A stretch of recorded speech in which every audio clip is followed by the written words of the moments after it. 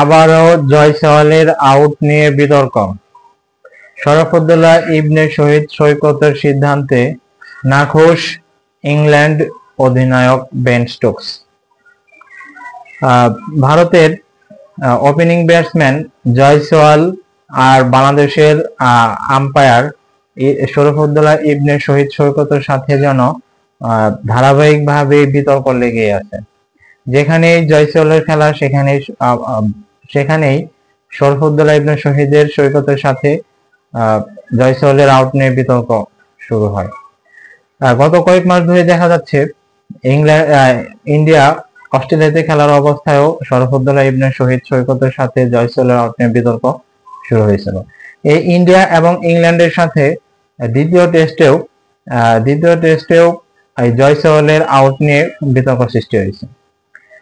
ইন্ডিয়ার দ্বিতীয় ইনিংসে জয়সওয়াল যখন ব্যাট করতেছিল তখন অষ্টম ওভার ছিল। সেই অষ্টম ওভারে ইংল্যান্ডের পেস বোলারের আবেদনে শরফুদ্দৌলা ইবনে শহীদ সৈকত এলবিডব্লিউর আবেদন দেয় এবং উইকেটের সিদ্ধান্তে সাড়া দেয়।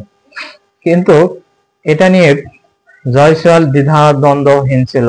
অপর প্রান্তে থাকা ব্যাটসম্যান লোকেশ রাহুলের সাথে তিনি কথাবার্তা বলেন এবং সিদ্ধান্ত নিতে দেরি হয়েছিল। শেষমেশ লোকেশ রাহুলের সাথে কথাবার্তা বলে তিনি রিভিউ নেওয়ার সিদ্ধান্ত নেন। তখন জয়সওয়াল রিভিউর আবেদন করলে বাংলাদেশের আম্পায়ার শরফুদ্দৌলা ইবনে শহীদ সৈকত আউটটি তৃতীয় আম্পায়ারের কাছে পাঠিয়ে দেয়। এটা নিয়ে ইংল্যান্ড অধিনায়ক বেন স্টোকস নাখোশ এবং তিনি আম্পায়ারের সাথে কথা বলতে যান, তর্কে জড়িয়ে যান। তার মতে আম্পায়ার 15 সেকেন্ড পার হয়ে যাওয়ার পর জয়সওয়ালের রিভিউ নেওয়ার আবেদন তৃতীয় আম্পায়ারের কাছে পাঠিয়েছে। কিন্তু যখন বেন স্টোকস এই কথা বলতেছিল আম্পায়ারকে, তখন আম্পায়ার বলতেছিল যে তারা নির্ধারিত সময়ের মধ্যেই তৃতীয় আম্পায়ারের কাছে আবেদনের জন্য পাঠিয়েছে 15 সেকেন্ডের মধ্যে। কিন্তু এটা নিয়ে ইংল্যান্ড অধিনায়ক বেন স্টোকস অনেক বিতর্ক জড়ান এবং তিনি বারবার দুই আম্পায়ারের সাথেই কথা বলেন এবং তেড়ে আসেন। যেটা পত্রিকায় দেখা গিয়েছে যে বেন স্টোকস আম্পায়ারের সাথে কিরকম কথাবার্তা বলতেছিল এবং তেড়ে যাচ্ছিল এবং তর্কাতর্কি করতেছিল।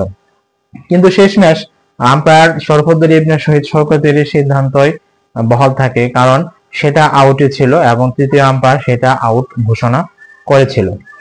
সেক্ষেত্রে বাংলাদেশের এই আম্পায়ার শরফুদ্দৌলা ইবনে শহীদ সৈকত তিনি অত্যন্ত সততার সাথে, অত্যন্ত গুণের সাথে তিনি প্রায় প্রত্যেকটা ম্যাচেই তার আম্পায়ারিং এর নজির দেখাচ্ছে এবং ভালো ভালো সিদ্ধান্ত দিচ্ছে, যেটা বাংলাদেশের মুখ উজ্জ্বল করেছে এবং ভবিষ্যতে আরো বাংলাদেশের এই আম্পায়ারিং এর নিয়ে অনেক সুনাম হবে, সেটাই আশা করা যায়।